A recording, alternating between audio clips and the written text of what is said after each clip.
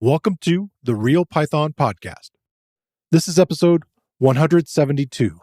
When choosing a tool for profiling Python code performance, should it focus on the CPU, GPU, memory, or individual lines of code? What if it looked at all those factors and didn't alter code performance while measuring it?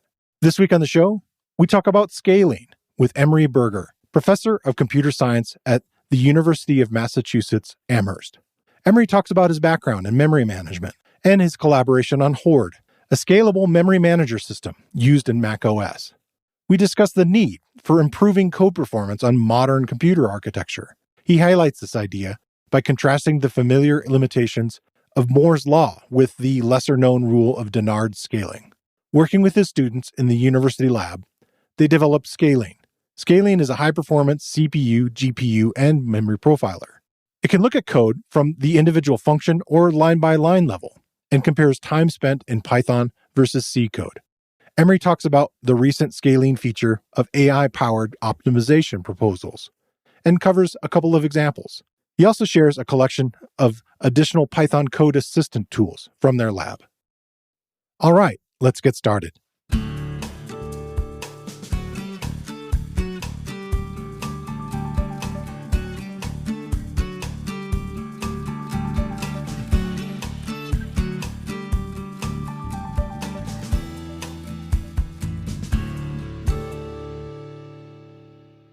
The Real Python Podcast is a weekly conversation about using Python in the real world. My name is Christopher Bailey, your host. Each week, we feature interviews with experts in the community and discussions about the topics, articles, and courses found at realpython.com. After the podcast, join us and learn real-world Python skills with a community of experts at realpython.com. So I want to welcome Emory Berger to the show. He's a professor in the College of Information and Computer Sciences at the University of Massachusetts Amherst, and welcome to the program. Oh, thank you. Great to be here. Real quick, it's a question on the College of Information and Computer Sciences. How does information kind of evolve in there? I'm wondering how that is adapted in some ways, if that's kind of a newer distinction for colleges. Yeah, so it's a weird situation. It's kind of a historical artifact, but it's also part of this program that we have. So we have a program called Informatics, which is really more broad, I think, than traditional computer science. But the brief history of this is we started out as a department, and then we became a school of computer science. And then we went to become a college, which is the highest level hierarchically in a university. And the provost at the time was like, well, you need to incorporate information like an information school or something like this. And that's the actual cause that led to that name. It was originally meant to be computer information and science or something like this. And I was at a faculty meeting and I was like, if the words computer science are not in this college, then I am going to go move to a place that still has computer science in the name. So they kept the name, which I was happy about. That's good.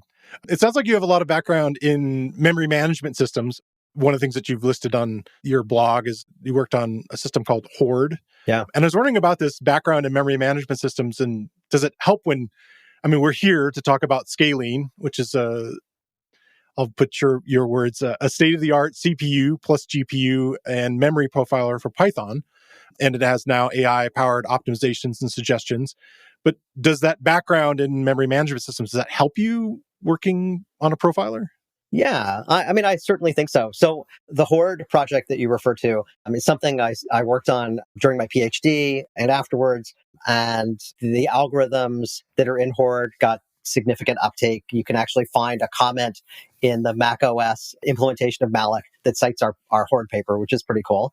Yeah. So, memory management is an area where you have to be aware of lots of details of what's going on in the hardware, what's going on in the software. Performance really matters a lot for memory management because it's so heavily used, right? Like you're constantly creating and destroying objects. And doing all that performance engineering required really understanding what's going on in the system and being able to follow what's going on. So I was already a client of profilers at the time because, there's just no way to know. You write some code and it runs a little faster, a little slower, and you're like, well, why? What happened? And some of the techniques that we used for building replacement memory allocators are actually in Scalene. Like I'm using a library in Scalene that I started working on for my PhD for writing memory allocators. So that's actually, that code is actually in Scalene. Oh, that's cool. You already kind of mentioned the idea of, or at least the theme of several of your talks recently, which I'll include links for, about performance mattering, and then recently injected really matters.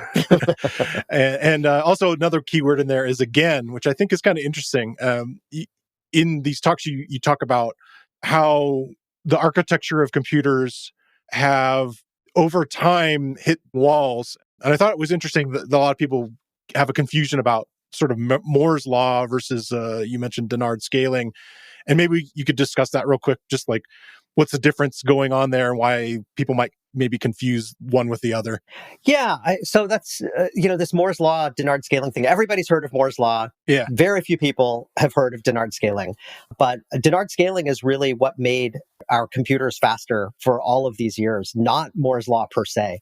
So Moore's law was formulated by Gordon Moore of Intel, who said, basically, it appears that roughly every 18 months, the feature sizes of semiconductors, that is to say, the size of transistors, were getting half as big every 18 months, right? So you could put double the number of transistors on a chip every 18 months. And as this was happening, basically this other phenomenon called Dennard scaling was happening, which was that you could increase the cycles, the megahertz or gigahertz, proportional to this let's increase in density.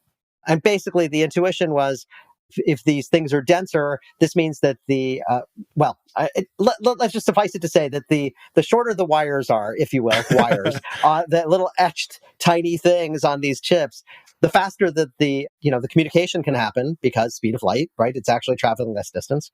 And Dennard scaling basically said, well, you can actually also increase the frequency. Okay. So we were increasing the frequency along with increasing the density, and that lasted a while. And it was great. And I think, so I relatively recently, got one of the Apple M1s. Okay. And now, of course, they have the M2s. And when you shift from the Intel technology to M1, sorry, everybody from Intel out there, but when you shifted to the M1, all of a sudden, the computer was much faster. Like everything ran much faster. And that was the first time I had experienced that in 20 years. And, it used to be, back in the day, from the late 80s or so on, chips were just getting faster and faster every year. And you would buy a new computer. You'd buy a new computer 2 years after you bought the previous one, and would run more than twice as fast. Yeah. And so it was a time when people openly were derisive of optimizing code and caring about performance, because they're just like, just wait. Just buy next year's computer. Yeah, this hardware will run it faster. Yeah. So I talked to somebody once in Texas. So I was a PhD student in Austin, and there was somebody at this supercomputing center, and it was a weird dilemma, because it was like, well, we can buy a computer now, like we place an order for it, and then eventually it gets installed. And by the time it's installed, it's obsolete. Yeah. And the new thing is like 2x faster. And, what is the likelihood that you programmers are going to get out there and optimize things and make them 2 times faster in 18 months versus the hardware, which just does it magically? Right. And so it was a kind of for them, it was a dilemma, but really it's a great situation to be in, because, this rising tide was lifting all boats. But that is really not the case anymore. I mean, Apple has done amazing things, and, we could talk about GPUs or something, which obviously have gotten faster and faster. Right. But, that's mostly through parallelism on GPUs. And with the M1 and M2, it's mostly because of system on chip and much, much larger hardware caches and stuff. Yeah. Keeping the memory so close to the processor and all that stuff. Yeah, it's making those are the interesting speed ups that are happening. But generally, like overall processing, you can compare almost like Raspberry Pi products to some other computers today, and it's like, well, it's not that difference in the base amount of like cycles this thing is going to run, which is kind of shocking. Yeah, because, if you looked at the curves, we were supposed to be at the terahertz range by now, and we're still, about 3 or so gigahertz. And you can't really get much faster without, like liquid nitrogen on your motherboard kind of situation. Yeah. Though I'm hearing interesting things about superconductors in the last couple weeks, so Yes. we'll see what happens with that. We will see. We will see. Yeah. So when did you start? Was some of this performance something that you were thinking about at the beginning of designing a profiler? Was this something that kind of tied into it? And maybe you could talk about the background of like, where did this project start up and how long has it been going? Sure. So, I mean, I have been working on performance related tools, really just developer tools for most of my career. We have a profiler, not for Python, but for native code like C, C++, or Rust, called COZ, C-O-Z, which is a very cool, fun kind of profiler that I'd be happy to talk about. It doesn't have that much to do with scaling, though. But yeah, the Python profiling thing actually came from my own suffering with performance issues in Python. So what happened was, I have this website called csrankings.org, which is essentially, it's a metric-based ranking or portal to computer scientists in academia. And it's intended for grad students to be able to select what kind of topics they're interested in.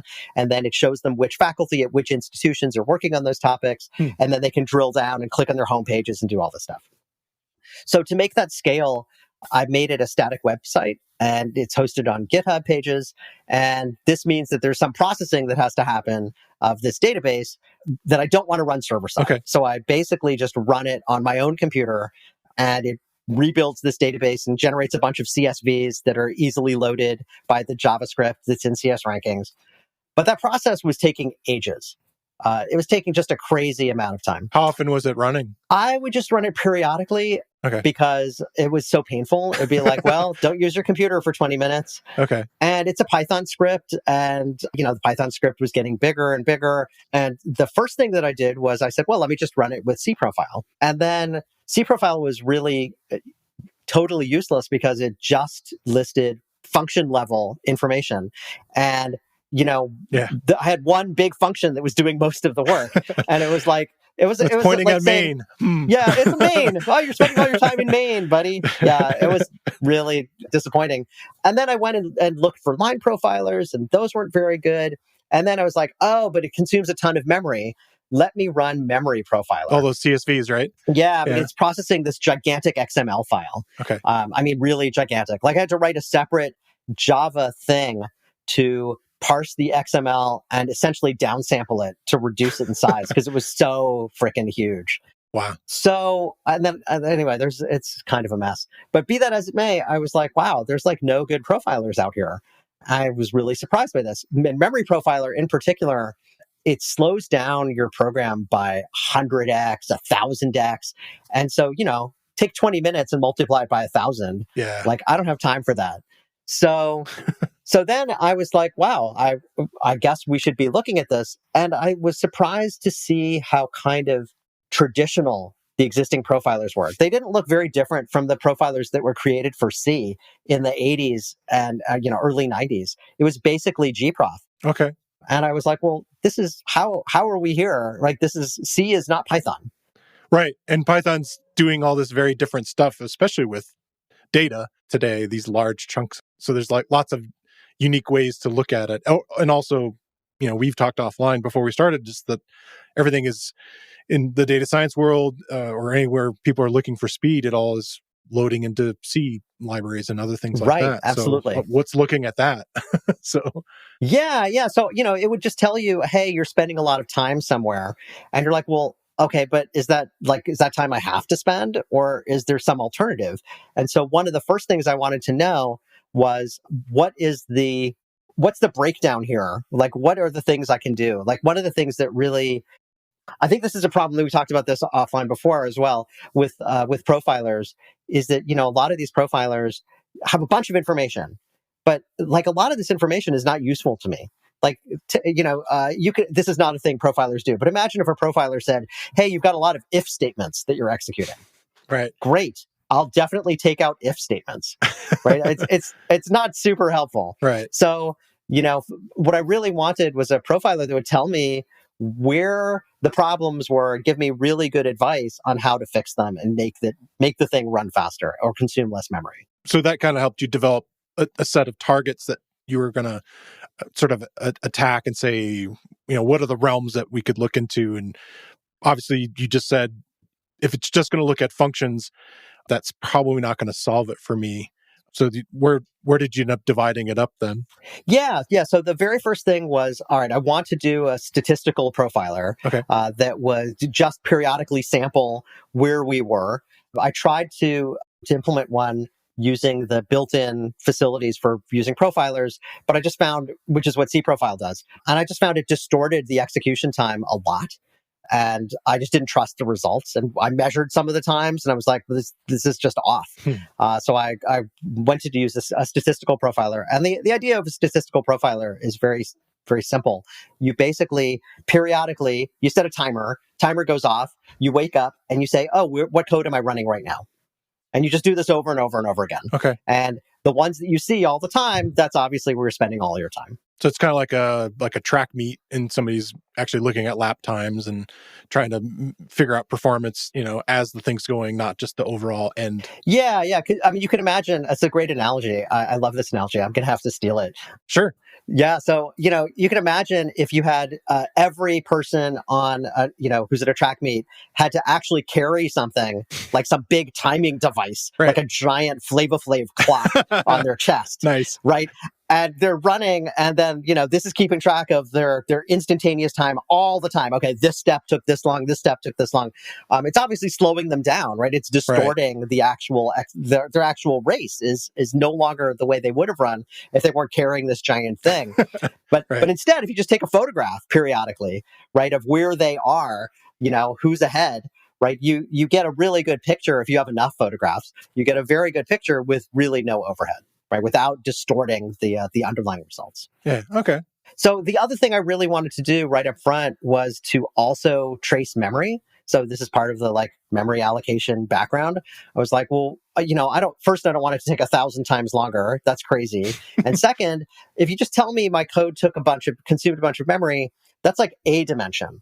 And then there's how much time it took. That's another dimension. Yeah. And I wanted everything together. I wanted a big picture of what the code was doing, not just in terms of runtime, but also in terms of space. That makes sense. The memory profiler, typical one that would run in, part of the Python tools that a lot of people are familiar with, was looking at every single allocation and basically documenting that in a way, kind of keeping track of every single allocation. So I could see that, again, goes back to the analogy we were talking about of just now I have all this overhead of of tracking how many thousands or millions of potential objects are being created and allocated and removed and so forth. So it kind of makes more sense to me that the idea of what you're doing with the memory profiling that's happening inside of here. In fact, you kind of set thresholds, I think, in scaling where it's only really paying attention to it bumping up against different sort of levels as it goes, which I found kind of fascinating too. I thought of the term quantizing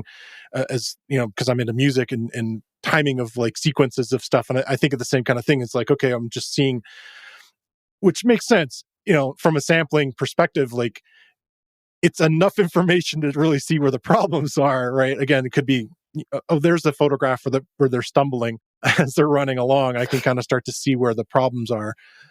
It's interesting that doesn't take very much overhead at all. There were a couple of different kind of factors that kind of went into deciding that. I remember you mentioning that it was around a megabyte or something that it was looking at, and then you said it was in one of your talks actually a prime number. And I don't know if that's too convoluted of a thing to get into. Yeah, so I mean the prime number is just a heuristic. Okay. To try to avoid some sort of if you're allocating things and you're constant. The intuition is just, well, this prime number is a very weird number in a sense, and it doesn't things don't divide into that prime number very well. So if you're allocating chunks of memory, the chunks of memory that you're allocating are almost certainly not going to be exactly that prime number, and then they're not going to divide evenly. So you're going to end up with it kind of skewed as you go in the sample. But really, that particular approach is not anywhere near as important as the kind of the growth or shrinking threshold, which actually is the thing that matters. I mean, it's sort of like Okay, so first, let me just say Python allocates and frees memory like crazy. Like it itself is just a giant allocation machine. Well, everything's an object. That's part of it, Everything's an right? object. Exactly. It's creating objects all the time and just and reclaiming them and so on. So, doing something that is actually just tracking every individual allocation is just going to incur a ton of overhead just by the nature of Python. And people have done memory profilers for C, C++, and you want to keep those low overhead as well, but the allocation rates for Python are an order of magnitude higher than for most C or C++ programs. Hmm. In C, an int is an int. It's not an object. You allocate arrays, and you maybe even do more sophisticated things that are just out of reach for Python. Yeah. So, essentially what we're doing is we're just trying to keep track of how high the memory consumption is. So we don't really care, it's allocating and freeing a lot. Yeah, of course it is. It's Python. Right. It's allocating and freeing like crazy.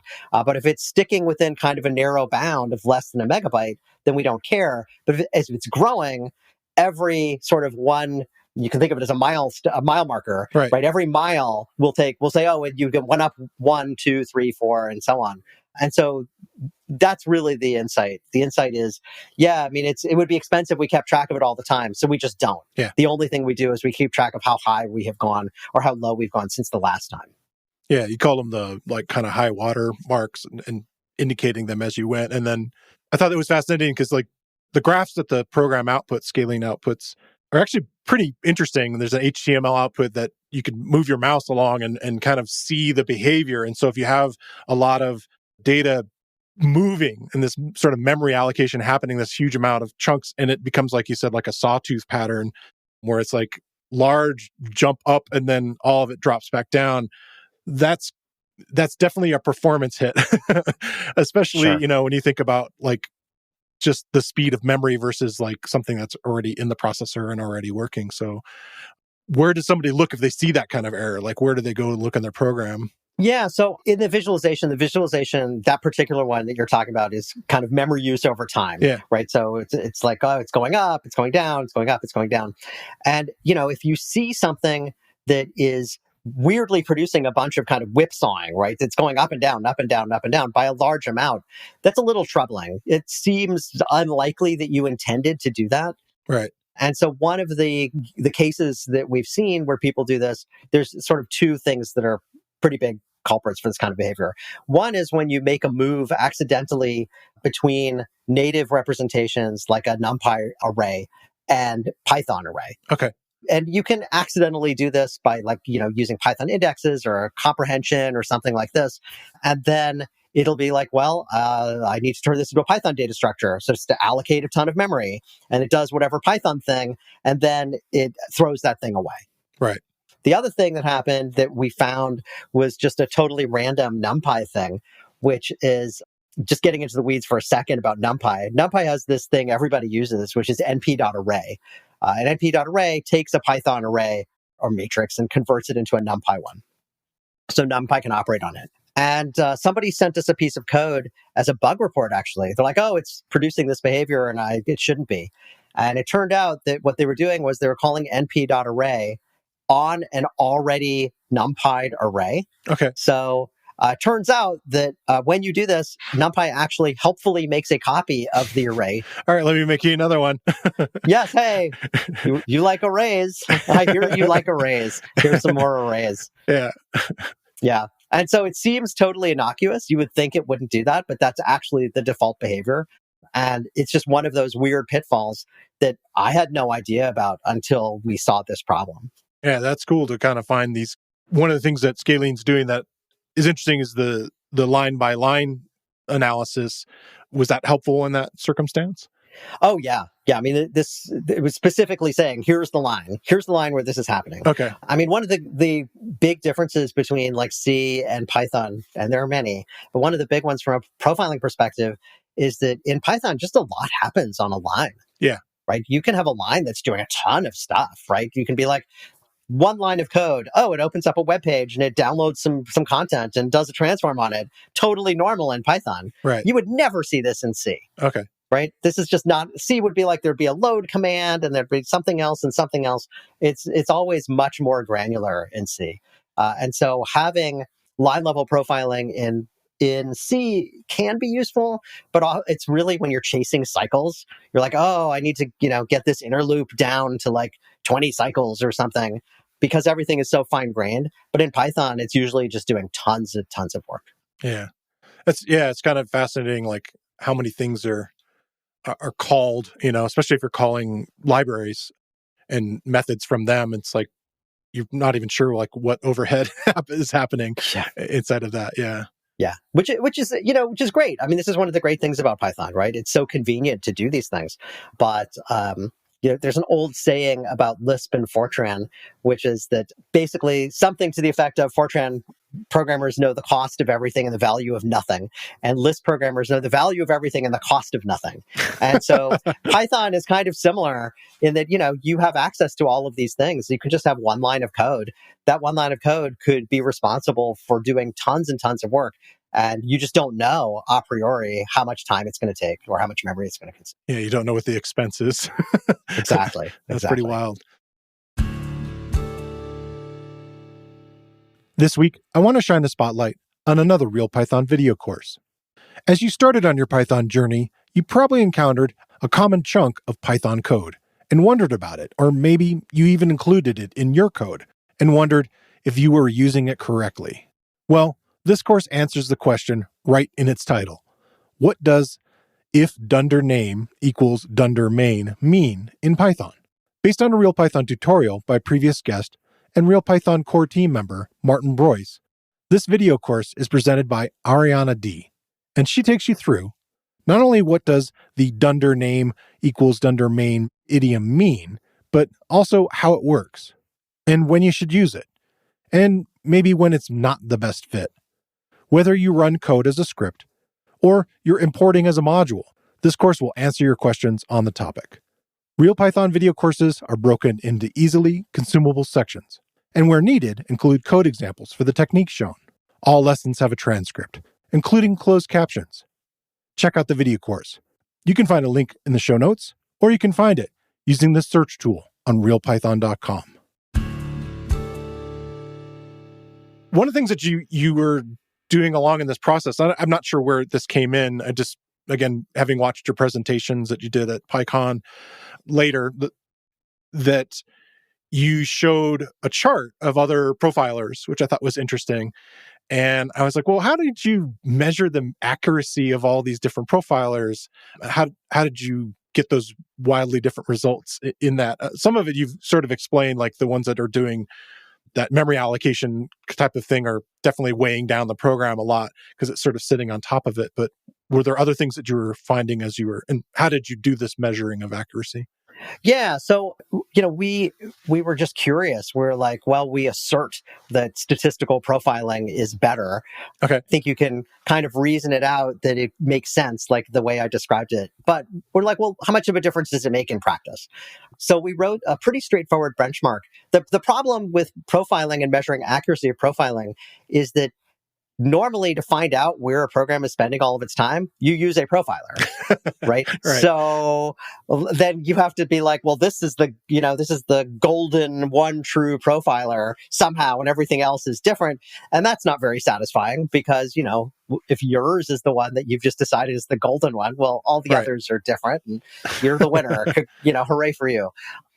So we needed something that provided ground truth, right? So we wanted to be able to know, look, it should say it spent this much time in this function and this much time in this code and so on. So we just constructed a micro benchmark that would allow us to do this. And the way we did it was really simple. We made these two functions or these two chunks of code take different amount of time, and we just measured it from the beginning to the end of these computations using the high-res timer. Okay. And so this allowed us to, as long as it's, the amount of work that you do is much larger than the cost of actually talking to the timer and getting that value, then this is a totally accurate way of measuring this cost. So we went and we, basically ran it through a gamut of different proportions and then said, well, what do these other profilers report? And so the profilers that are the least accurate are unfortunately the most widely used. So cProfile is one of the least accurate. And the reason is basically because of exactly the situation of checking every single thing as it goes.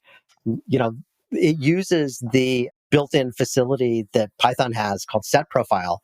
And setProfile, there's actually a totally improved way of doing profiling, I should add, that you can do starting with 3.12.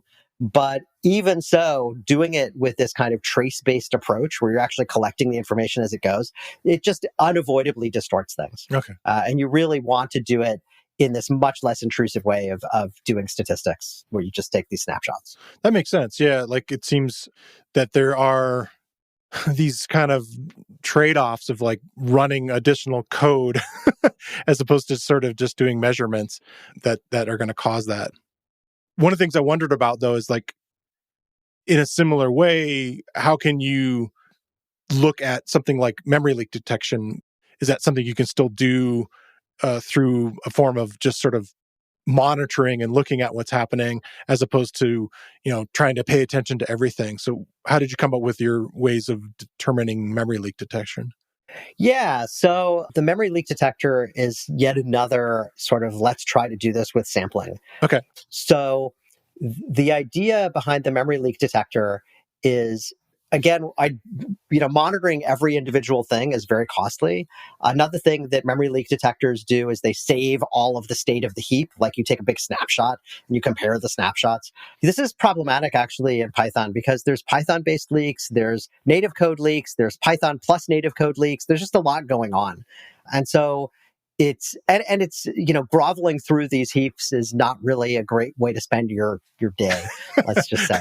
Sure. I really wanted a tool that could just automatically find leaks. They can be pretty large. Yeah. It's not fun. You're like, hey, these two things should be roughly the same. Let's compare all the heap data structures and do a heap diff. And I've done it before. It's really not productive. Sure. Yeah, so the idea behind it is pretty simple, but it took a while to come up with it.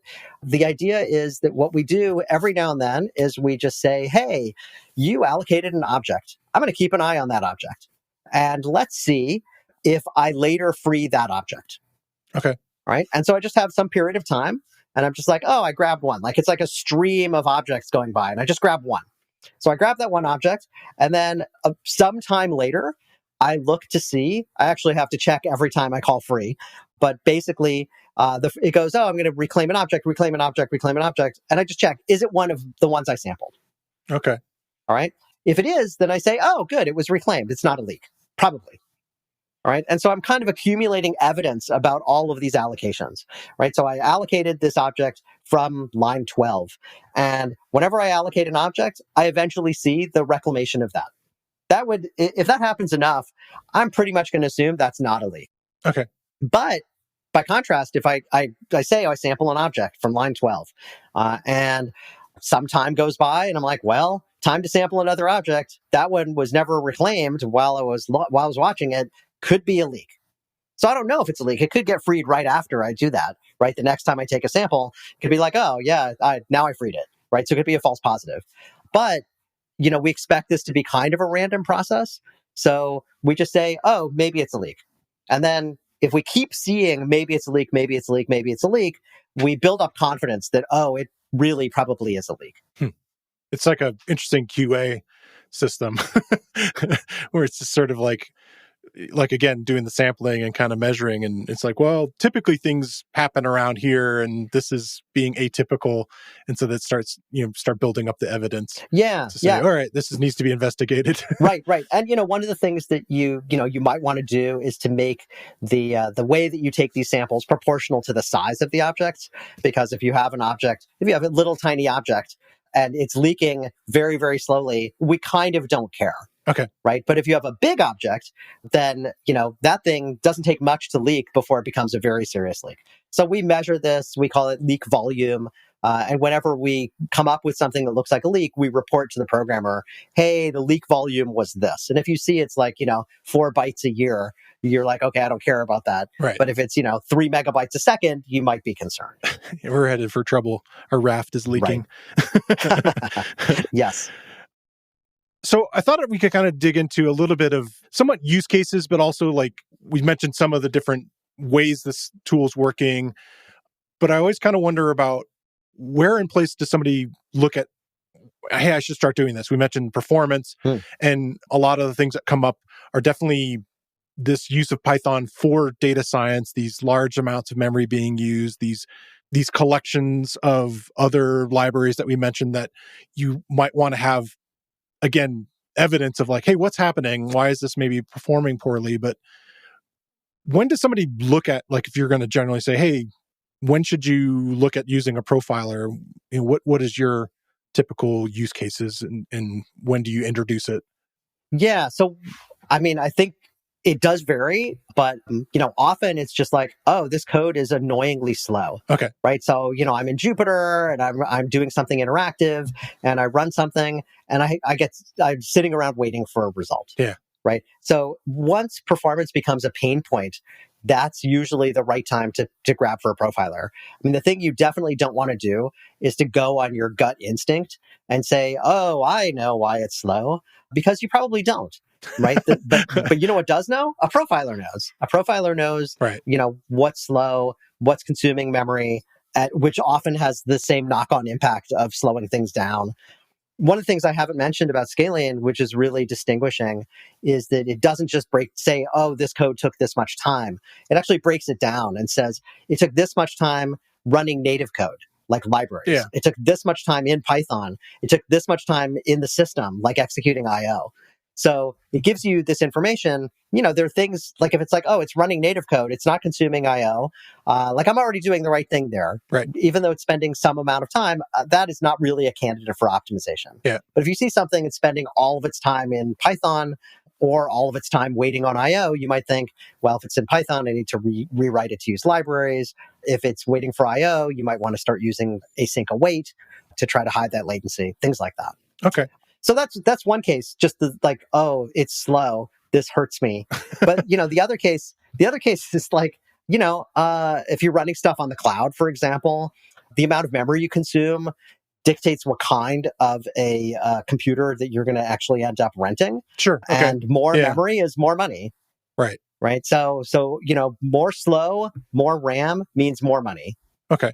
And so if you built a system and you're like, well, I really would like to use a smaller system or a less, one that's really shared and has it's just cheaper, then doing some profiling will probably help you find places where you can cut cost. Is there anything that someone needs to keep in mind if they're looking at running Scalene on a cloud instance and wanting to measure its performance? Are there things that someone needs to keep in mind in installing that, or is there anything unique about that? So the only thing, we recently added this actually specifically to address the concerns of folks using it. So Scalene is mostly an interactive thing. You say Scalene and then you write the rest of your arguments and you run it and it produces this web-based user interface. But if you're running something in the cloud, right, there's no browser in the cloud, right? You're connected through something. Right. And you may be running something for a very long time. There's some, people run stuff that are servers, right, that are out there not just to run in 10 seconds, but they run for days or something. And then you need some sort of periodic view of what's going on. You need to collect a profile.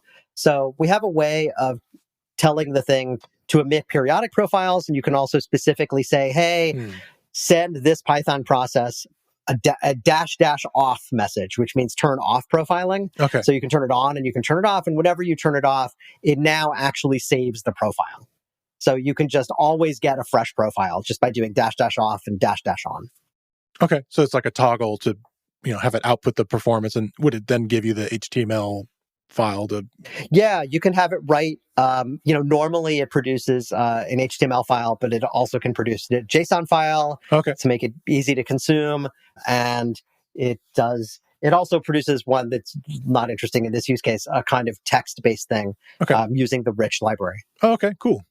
One of the things you mentioned there of somebody experimenting on this, potential program they want to profile, and they're running it in Jupyter. And I think it was the PyCon 2021 talk. You said, well, we're working on the Jupyter thing. It's not quite optimized and working well now. How's that progressed and how's it performing now? Yeah. So, I mean, I don't recall exactly what I said. Okay. It was in the before times. Yeah, sure. But yeah, so I mean, it does work for Jupyter. The problem with Jupyter is getting in edgewise to be able to profile the memory consumption. Hmm. We don't yet know how to do it. It's just an engineering question, but have not figured out how to make it work, or make it work consistently. There's still a problem with Windows. Can't easily do the memory profiling on Windows. It's just that Windows makes things really painful when you want to do this kind of instrumentation. It's super easy to do in Linux and the Mac, and it's virtually impossible to do in Windows. Not impossible, really hard. But yeah, the Jupyter thing, we can't get the memory profiles out yet from Jupyter, which is annoying. Okay. I'd like to get that resolved, but it works fine at the command line. Okay. Yeah, it sounds like any kind of project like this, you now have a bunch of unique, potentially software or operating system or whatever specific issues you got to kind of delve into. So I find that very interesting. I think like one of them that you hit along the way was trying to get it to behave well with Conda as far as like installing it and so forth. And has that journey gotten further along too? Oh yeah, Conda's. We have Conda. It works. That as far as I'm aware, everything is good on that front. Okay, good. I mean, the Python ecosystem is just, it touches everything, and it's huge. Yeah. And so we've had to learn a lot in this process. Like you're like, oh, blah blah blah. Pip, fine, that's not so hard. And then, oh, now we need to actually transition to PyProject because we're using setup. And then there's Conda, and we didn't know anything about Conda and how Conda works. And those folks are really busy, so getting them to help out, it was a lot of waiting. I mean, I'm very grateful for their help, but yeah, it's for me and my students, it's been a great experience. I mean, I have to say the Python community is awesome. In general, super friendly, super helpful, super open. It's been a joy to see Scalene get adopted and get so many users. But yeah, I mean, every now and then we will get some requests like, this doesn't run on Potato Linux 4.7 on the Raspberry Pi from the 80s, and right. You're like, I'm sorry, I can't help you. Like, right. There's so many edge cases there. Yeah. So we're trying to hit the big ones. I mean, I would love to get Windows support, better Windows support, but it's just a technical limitation. So going back to the idea of sort of results and figuring out areas that you could improve your programs, what have been some of the low-hanging fruit of performance that you've found along the way, people that have reported to you after using Scalene? So, I mean, I think the big ones have been really this, gosh, there are a bunch of them. But so we have a bunch of case studies that are on the website, and they do vary. Okay. A lot of it comes down to inefficient use of the libraries, which is, I guess, obvious in retrospect, but it wasn't what we anticipated when we created Scalene. So, if you use NumPy can be screamingly fast. But if you're doing something where you're like, oh, I'm using a for loop and I'm doing NumPy stuff, well, then you're moving between these worlds. You're moving between the super fast C, C++ world and Python. You're also not giving NumPy the opportunity to like do a bunch of work on a giant object, which can do very, very fast while it's in C land. It can take advantage of vectorization, which is, these super, super fast. You can get giant speed ups by doing vector processing on your chip, as opposed to doing things one at a time. And so we see a lot of that, where people are just like, oh, I was doing something and it turned out it was inefficient, spending a lot of time in native code and had poor utilization. And it's like, well, that's what I need to work on. One of the most recent additions is to add sort of hooks into having AI help potentially give advice.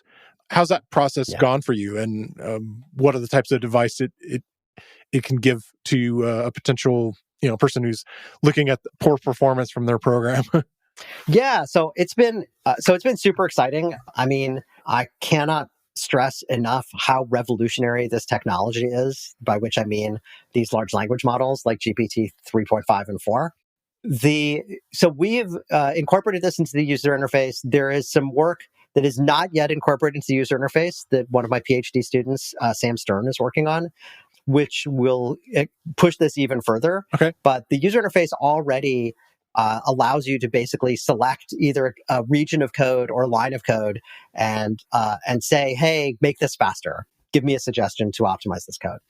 And you have to provide your own OpenAI API key, but it's not that expensive. I always tell people, it's like, it's worth a quarter. Click a button, the magic machine figures out how to speed up your code. This is definitely a good use of your time. And yeah, many, many times it will come up with proposed optimizations that are correct optimizations. They preserve the semantics of your code, but speed things up by 10x or 20x or 100x. Wow. And I sort of know my way around NumPy and Pandas, and I use them, but it will generate incredible code that just speeds things up tremendously. And it's really just the click of a button. So all of the things that we described in our paper and all the case studies that we had the code for, we tried with the AI, and it was able to find as faster optimizations automatically. So the paper you're referencing, and I'll include a link for it, is the triangulating Python performance issues with scaling. Is that the one you're speaking of? That's the one, exactly. Okay. Yeah. Cool. Yeah, I'll definitely include that and all the other talks we kind of mentioned. This is a question I brought up when I had Pablo Galindo Salgado on when we talked about memory. And as again, the audience I have varies depending on the topic, but it's usually kind of intermediate people that are wanting to learn more and trying to figure out how they can use these tools. And one of the things I thought about was, let's say you do get that new job at a company and you have this task of like learning a code base and learning how to work in it and so forth. Do you think a profiler would be helpful in that process, and what kinds of things would it help you discover?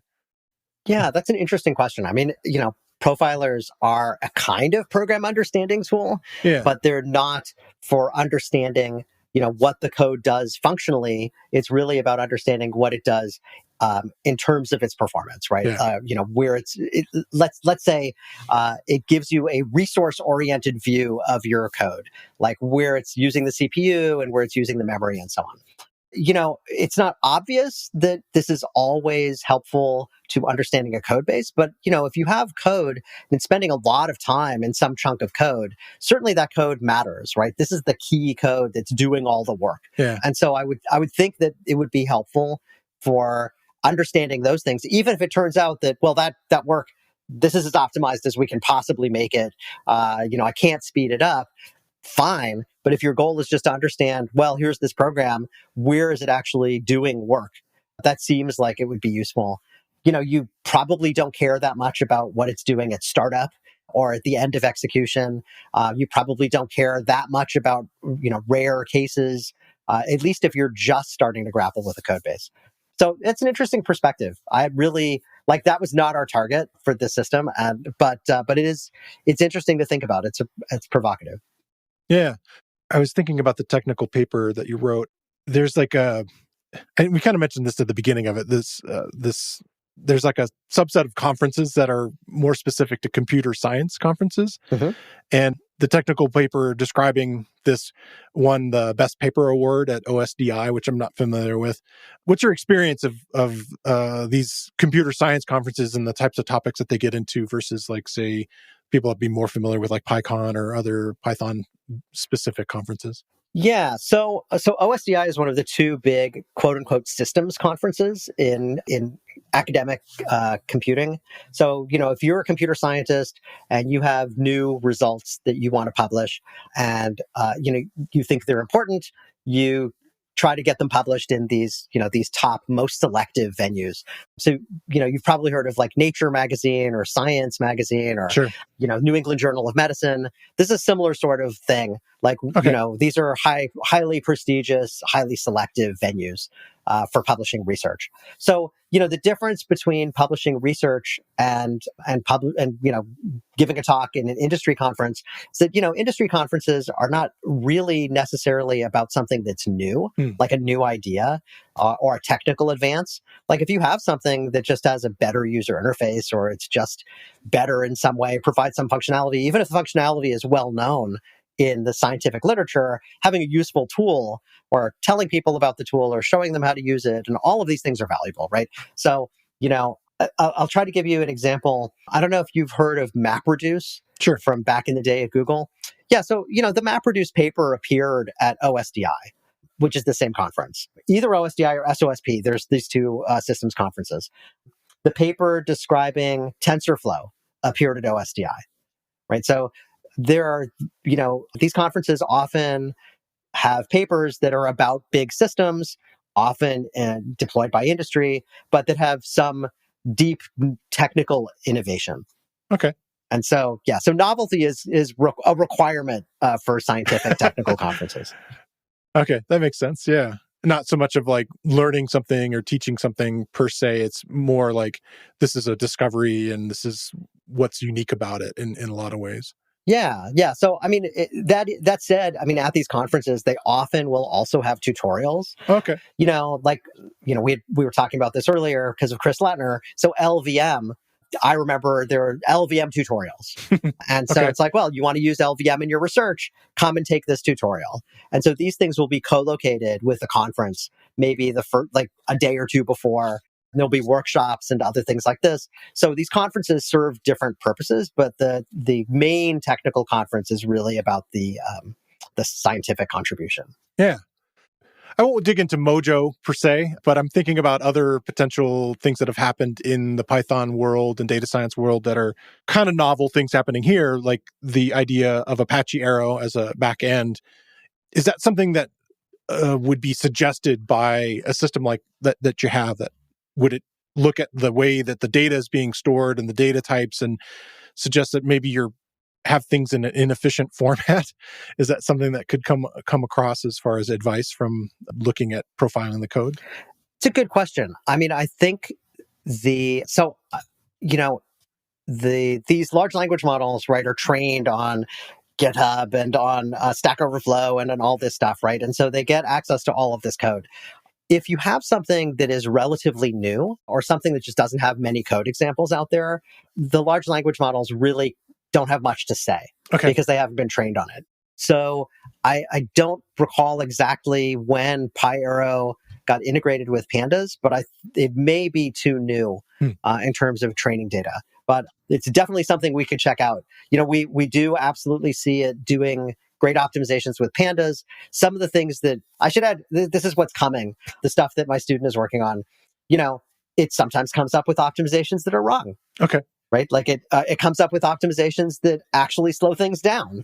And so we have a system now that actually does a bunch of stuff to vet the proposed optimizations to make sure they're still doing the same thing as the original and to verify that the optimizations actually achieve the optimizations in the desired dimension. Yeah, that sounds interesting. Like, that is one of the problems with the models is they potentially can put mixed ideas together. I guess that's something that human beings do too. I don't necessarily agree with the whole term of hallucination. Right. But I'm trying to think of the other one.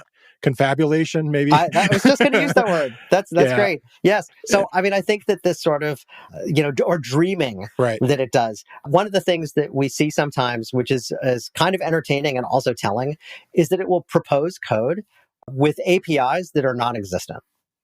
And boy, you look at those APIs and you're like, man, that would be a great API. I would love to have that function call. You're right. That would be an awesome function call. However, it does not exist. Thanks for the suggestion. Yes. And it's like, just use MatricF. And you're like, oh, but there is no such MatricF. Please do something else. Yeah, we had a recent issue with that, and PyCoders an article was suggested to us, and the middle of it was about this particular Rust linter thing called Rough. And the article that was published by this particular person, the middle of body of it had just a complete confabulation. It was pretty crazy. It's like, oh, you can create your own rules by doing this. And it's like, that's nowhere in the documentation. It was pretty wild. And so I can see how that stuff kind of happens. But yeah, to have somebody eventually scratch their chin and go, yeah, actually, that's kind of a novel idea there that was confabulated. Yeah, absolutely. Yeah, one of the first things that bit a bunch of my my fellow researchers was they went looking for citations to work. They're like, oh, tell me about papers that do X and Y. And it will gleefully report a whole bunch of papers that do these things. And these papers are entirely made up. Yeah. Like that's it weird. never, it just, well, I mean, I think this is all fixable, to be honest, because it can obviously go out to the internet and find things and verify whether they exist. You can tie this to search and do all of these things. So yeah, maybe like a system of footnotes or whatever you want to call it, of documenting like where did these ideas come from, like if that's possible in some sort of system, citations, almost the same way that you really would like to have artwork or other things that are being generated have some kind of watermarks or other kinds of things, just to say, hey, this can't just run by itself without us knowing kind of what's happening, that there should be some some notations of like, well, this was the chain of thought that happened here. But that's the problem with the black box, though, I guess, is is there a way to streamline that in a way to have it do that? I don't know. Yeah. So, I mean, I think in some cases, no, but in some cases, yes. So I think in the situation where you are dealing with code, we are in a kind of super privileged position because we can always run the code. We can test the code. Right. We can see, does the code do what it's supposed to do?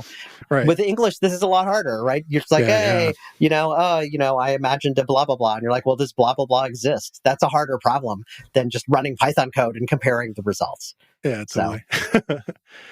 Emery, I have these questions I like to ask of everybody. And the first one is, what's something that you're excited about that's happening in the world of Python?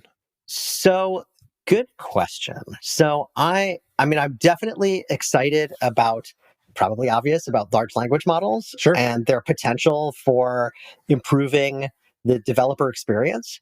This is something my lab is working on, full steam ahead.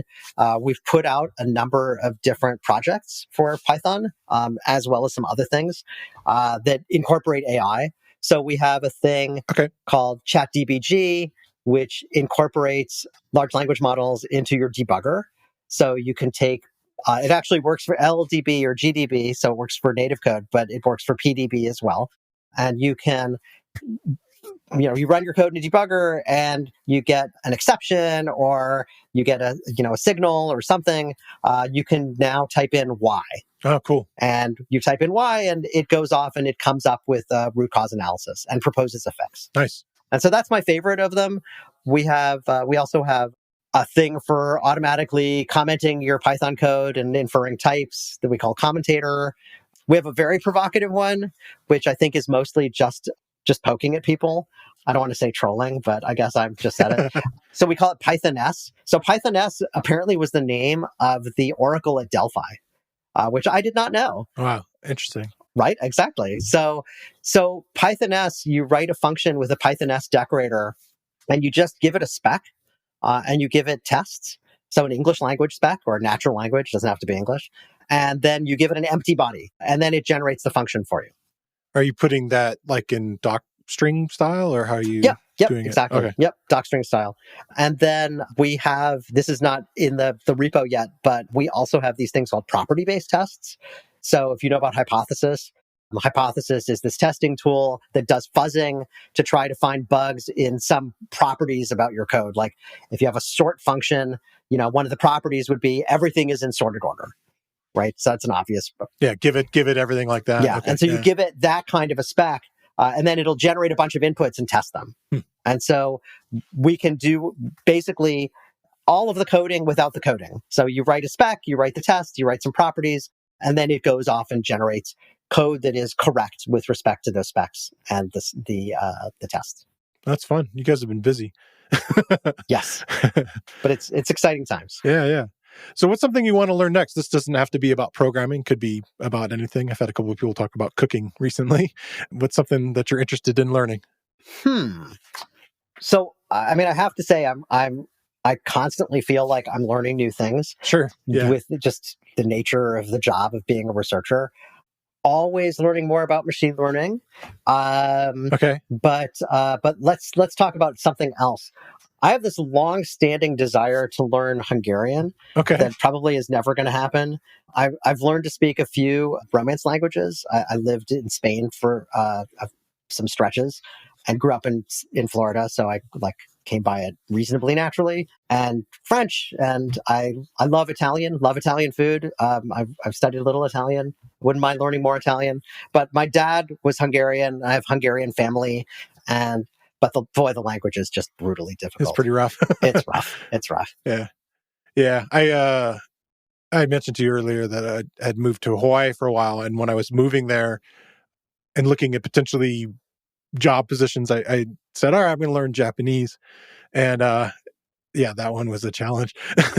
Yeah. I got pretty far, but when it got into all the different forms of written, I was like, oh, this is kind of overwhelming, and ended up not being necessarily the skill that I needed at the time, but still interesting and fascinating to look at, a lot of really cool Japanese media and stuff, and having a little better aspect of it. But yeah, it's not as easy as transitioning between those Romance languages. No. I mean, my family lived in Barcelona for a stretch, and I studied Catalan. My kids were going to school, and everything was in Catalan. And it was so much easier. I can't even imagine. I mean, versus Japanese, you have such a head start with a Romance language. Yeah. Even just as an English speaker, you already know so many words in Latin. Right. Like university, that's a Latin word. And exactly. so you just change the endings, and you've got that ready to go. Yeah. But yeah, it would be, but it's always fun to use them. What techniques are you going to use to learn it? So to learn Hungarian, I mean, I think this is something I'm interested in doing. I don't know if I'm going to have the time to do it. It's so hard. The words don't stick in my head. It's really difficult. Yeah. But, I wouldn't mind spending some time learning Portuguese. I find Portuguese, it's a pretty challenging Romance language. Yeah. To be honest, not like Romanian, but the phonology of Portuguese is pretty different. And then you have Brazilian versus, the actual peninsular Portuguese. Yeah. Hoping to spend some time in Portugal soon. I wouldn't mind being able to speak a little better than I can. But yeah, I mean, honestly, what I do with these things is I just have some grammar books and I just go through them, and then I try to listen to stuff.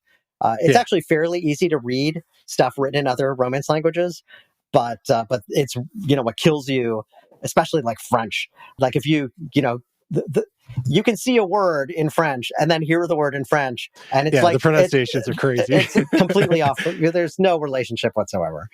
So some of these things you just have to memorize. Yeah, totally. So how can people follow the work that you do online? I guess you and your team there. Yeah.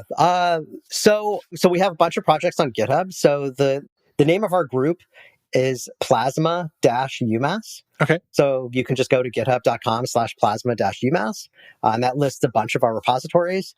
We have a web page with a bunch of videos and whatnot, which is plasma-umass.org. Plasma, by the way, stands for Programming Languages and Systems in Massachusetts. Okay. So that's the acronyms. Nice. We have, I have my own GitHub page as well, just, Emery Berger. And I am still a little bit on Twitter. I refuse to rename it in my head. It's just me anyway. I'm on Threads now. I'm on Mastodon. We'll see if any of that really built up enough steam to replace the site that used to be Twitter. Yeah, I hear you. So it's a kind of a sad note when we get to that point in the show, and lately it's like, ugh. Yes. But yeah, cool. Well, Emery, thanks so much for coming on the show. It's been really fantastic to talk to you. Yeah, it's been great. Thanks so much for having me. Had a great time. I want to thank Emery Berger for coming on the show this week. And I want to thank you for listening to the Real Python podcast. Make sure that you click that follow button in your podcast player. And if you see a subscribe button somewhere, remember that the Real Python podcast is free. If you like the show, please leave us a review. You can find show notes with links to all the topics we spoke about inside your podcast player or at realpython.com/podcast. And while you're there, you can leave us a question or a topic idea. I've been your host, Christopher Bailey, and look forward to talking to you soon.